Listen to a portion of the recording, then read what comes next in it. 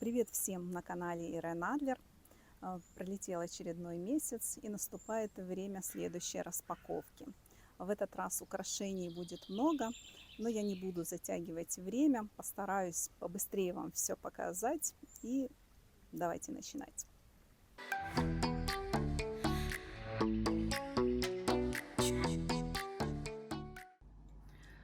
Как обычно, пойдем от простого к сложному. 3 маленьких пина.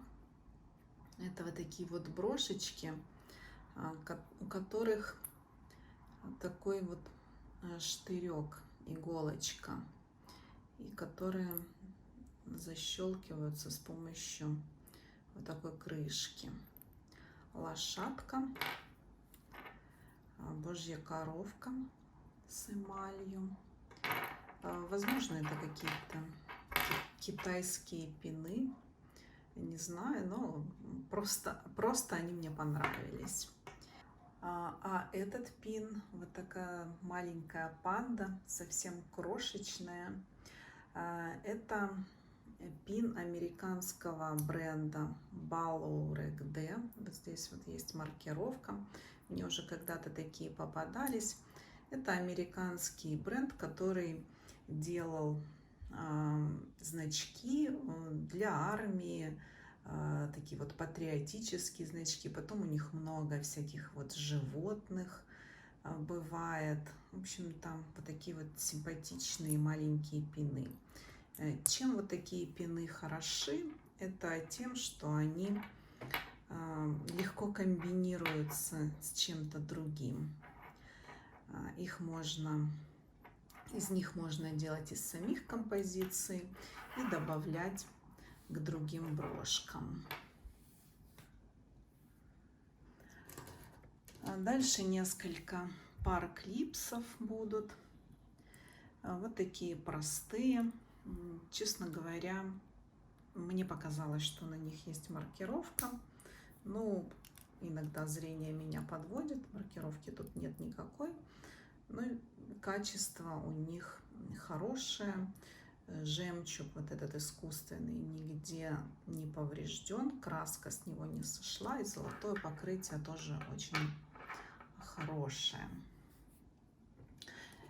Следующие клипсы уже более старые. И на них уже есть маркировка Germany. Вот здесь вот. Это, наверное, клипсы примерно 60-х годов. Немецкие. Еще одни клипсы вот с такими зелеными стеклами. Я очень люблю такой зеленый цвет, и он в эти последние годы как-то набирал особую популярность.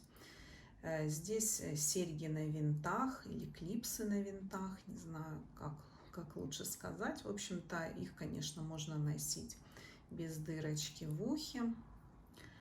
И на этих клипсах есть маркировка на винтике Accesso Craft. Это нью-йоркский бренд украшений. Не знаю, мне кажется, он не очень дорогой, не знаю. Но сами по себе клипсы очень красивые. Посмотрите, вот такие крупные кристаллы, яркие. Следующие клипсы такие вот простые, классические и подходящие под все.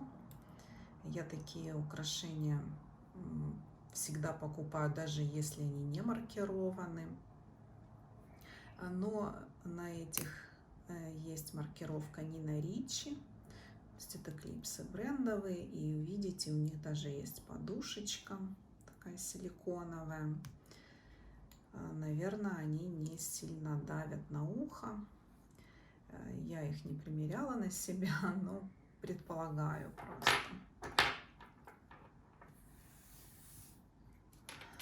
И последние клипсы в сегодняшней распаковке. Покажу их вместе с кольцом. Это не комплект, конечно, но они могут быть комплектом. Вот это кольцо из рога сделано. с этническим рисунком. И клипсы перламутровые, очень красивые. Перламутр так и сияет. Это Хелиотис. Вот кольцо тоже очень крупное. Вот такое вот аж заходит за вторую фалангу пальца. Красивая. Этнический стиль, вот такой вот бохо, мне очень нравится. Ну и я думаю, что на такое всегда найдется свой любитель обязательно.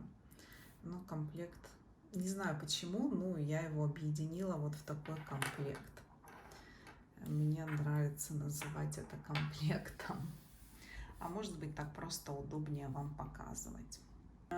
Дальше еще два кольца. Они стеклянные. Это муранское стекло. Я вам не раз показывала уже стеклянные кольца в своих распаковках. Кольца из муранского стекла всегда эффектно смотрятся. Они крупные. Я сама их очень люблю. Ну и люди, видимо, их тоже любят, потому что часто покупают. Ну, согласитесь, эффектно. И крупные украшения выгодно смотрятся на пальцах. Они делают руку еще изящнее. Теперь настала очередь брошей. Буду показывать по одной. Уберу все предыдущее из кадра, чтобы не мешало фокусироваться. Это испанская брошь Дамаскин. Украшение Дамаскин я показывала тоже часто в своих видео. Я думаю, что ими никого не удивишь. Это испанская традиционная техника из города Толедо. Техника называется дамаскинада. Это инкрустация золота на такой вот на черную основу. Деталей, к сожалению, производства, конечно, не знаю. Но броши всегда красивые. Золото на черном смотрится прекрасно. Причем, если присмотреться, то вот эти вот золотые рисунки, они даже вот золото несколько тонов имеет. Одно очень желтое, другое такое менее желтое, такой лимонный оттенок имеет. Ну, конечно, несмотря на то, что эти броши встречаются часто, оставить их на барахолке нельзя. И я не знаю, производятся они сейчас или нет. А вторая брошь покажется простой. Просто вот одинаковые такие кристаллы АБ. Но такие вещицы очень красиво сияют на солнце. Просто переливаются. Если хотите переливаться, если хотите в своем образе что-то такое добавить, то вот кристаллы АБ, нет ничего лучше. Следующая брошь очень интересная. Брошь в стиле арт-деко. И если видно на камере, посмотрите, она как бы сверху залита что-то похожее на эпоксидную смолу. Все кристаллы вот эти и эмаль внизу. И только 3 крупных кристалла уже вклеены сверху. Вот. Я видела несколько таких вещиц. С обратной стороны они как будто бы посеребренные. И они похожи на какие-то дизайнерские броши. К сожалению, я не нашла пока о них информацию. У меня была похожая брошь, немного другой формы, овальная, тоже под слоем эпоксидки. И я так и не нашла, какая мастерская их могла выпускать. Но Вот именно эта брошь похожа на броши арт-деко французского мастера Пьера Бекса.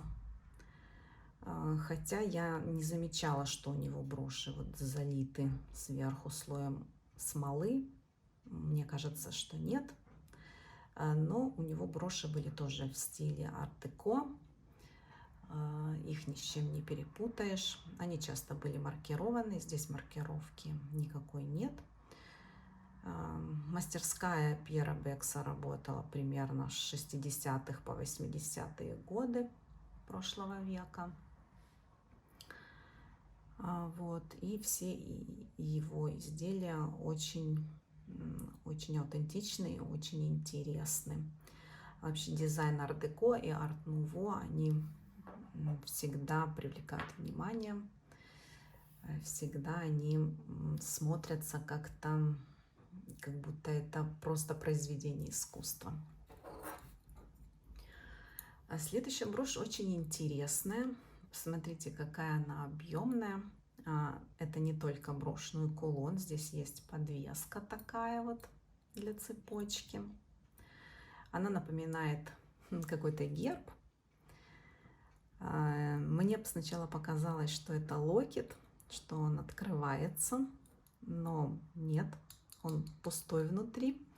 Вот такая вот как бы коробочка с объемным таким вот букетом на фасаде впереди. Эта брошь очень похожа на стиль Бидермайер. Стиль Бидермайер это как бы считается таким буржуазным стилем. Этот стиль образовался в середине 19 века. Я, к сожалению, не знаю, я не уверена, что именно эта брошь той эпохи. Возможно, она просто в стиле Бидермайер. Не знаю, не уверена. Вот. Ну, в общем-то, брошь очень красивая. Здесь еще вот такая кисточка из цепочек.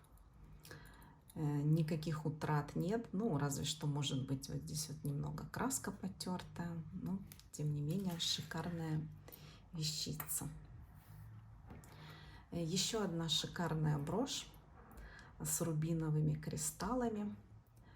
Я думаю, что говорить тут особо нечего. Вот достаточно просто смотреть. Ну, эта брошь похожа на немецкие, может быть, австрийская она. Она состоит из двух частей. Вот верхняя прикреплена к нижней просто вот с помощью таких вот зажимов, ушек таких. Здесь есть какое-то клеймо, маркировка 187, просто 3 цифры. Я не знаю, к сожалению, что это означает. И мне кажется, я уже как-то видела украшения вот с маркировкой, просто цифрами какими-то. Так, дальше покажу несколько чешских брошей. Это броши 20-30-х годов, периода Первой Чехословацкой Республики. Первая брошь достаточно проста. Это вот такая вот штампованная металлическая часть. В ней нету вставок. Здесь просто цветочки, окрашенные краской. Достаточно простая, но вещь старинная. И такая же старинная вещь, вот эта брошь, но уже с кристалликами. Она тоже двухъярусная. Первый ярус золотистый, а второй верхний немного такого бронзового оттенка. И они тоже скреплены с помощью зажимов. Это они не спаяны. И такая технология была свойственна тому периоду производства чехословацкой бижутерии. Вот, так что это прекрасная вещь. Еще 3 броши того времени, начала 20 века. Не знаю, что сказать. Я об этих украшениях много говорила в предыдущем своем видео о фейках. Здесь можно заметить, что вот тут вот эти вот маленькие кристаллики зеркальной огранки, если это вот можно заметить на камере. Такие кристаллы свойственны тому периоду. Крупные кристаллы, здесь очень красивый коньячный, а здесь разные оттенки розового, лилового. Ну, в общем, броши красивые, просто красивые и уже старинные вещи. Еще две чешских броши покажу. Они уже более позднего периода. И это броши стеклянные. Они полностью сделаны из стекла. Здесь вот посмотрите на изнанке стекло вот такого оттенка. А с лица стекло покрыто, такое покрытие называют люстровым. Те, кто увлекается фарфором, вот очень часто фарфор покрывают люстровым таким вот покрытием, и мне кажется, что таким переливающимся, мне кажется, что это вот похоже на него. Я взяла этот металлический предмет, чтобы показать вам, что это стекло, потому что когда по стеклу стучать металлическим каким-то предметом, оно издает такой характерный звук, в отличие от пластика. Вторая брошь тоже полностью стеклянная, и оно, посмотрите, как имитирует металл. То есть это стекло немного окрашенное черной краской. В некоторых местах краска уже утратилась, но брошь все равно коллекционная, и люди коллекционируют. Вот посмотрите, краска даже вот так вот отходит прямо у меня в руках, кусочки. Вот такое вот все это нежное. Так, на чем я остановилась? Остановилась я на том, что такие броши тоже коллекционные. Их часто коллекционируют. То есть вот такие вот полностью стопроцентные броши из стекла. Они тоже являются большой редкостью. И последняя брошь, которую я не знаю, возможно, она не чешская. Я затрудняюсь сказать. А может быть и чешская. И тоже на ней вот, видите, замочек, просто крючок. То есть нет фактически не замочек, а просто вот на крючочек застегивается. Тоже такая вот брошь, напоминающая стиль арт-деко, лаконичная, не крупная, большой кристалл. Просто красивая вещь.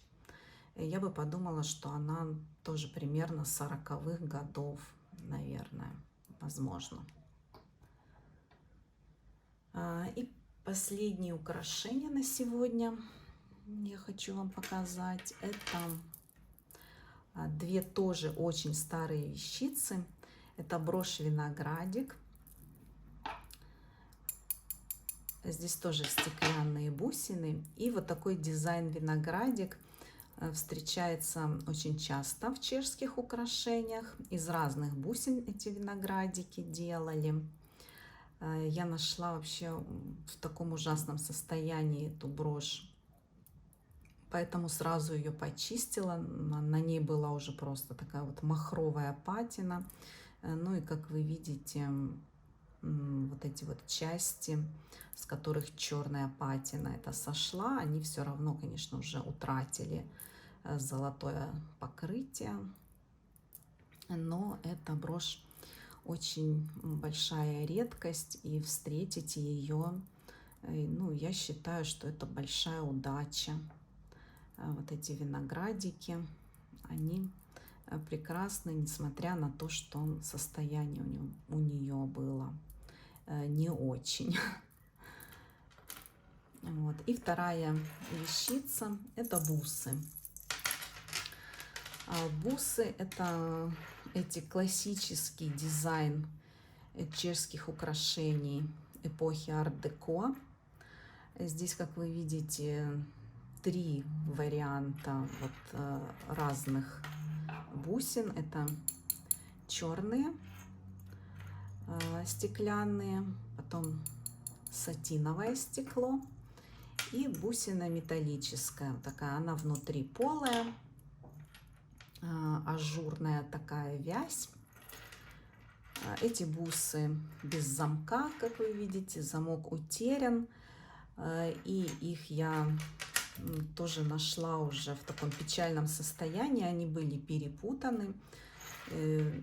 Очень часто чешские бусы скреплялись вот на пинах, как это мы сейчас называем. Видите, вот на металлических пинах.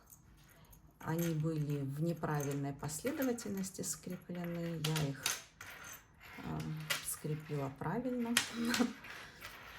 Ну и такой дизайн бус, как я уже сказала, это самый простой, самый традиционный в чешских украшениях.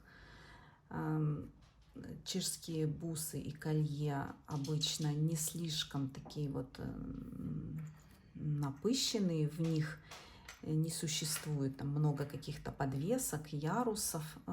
Я об этом говорила в предыдущем своем видео о фейках.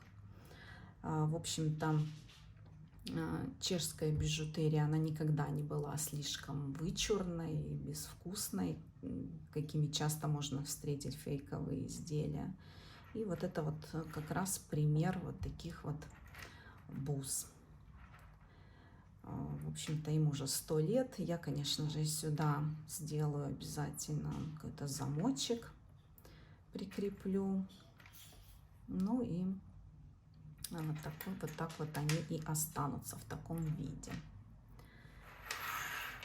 И в конце я хочу показать еще 2 таблетницы. Как вы знаете, я их тоже собираю, коллекционирую. Одна с итальянской микромозаикой на крышечке. Я думаю, что такими таблетницами, конечно, никого не удивишь. Они часто встречаются. Ну, просто всегда это очень красиво и вещицы, мимо которых сложно пройти. И вторая таблетница, ну, совсем крошечная, вот такая вот миниатюрная, микроскопическая даже, можно сказать. Такая вот маленькая. Сюда поместится, наверное, только одна капсула какая-то или пару маленьких таблеток. Но это даже не важно. Такая вещь, скорее всего, имеет какое-то восточное происхождение. Я уже в своих видео показывала вам такие шкатулочки. Это перламутр и ручная роспись на перламутре. Вот здесь вот снизу видно, что это раковина. Она открыта. Вещица очень милая, такая вот симпатичная, с птичкой. Даже если ей не очень много лет, она будет в моей коллекции как винтажная штучка.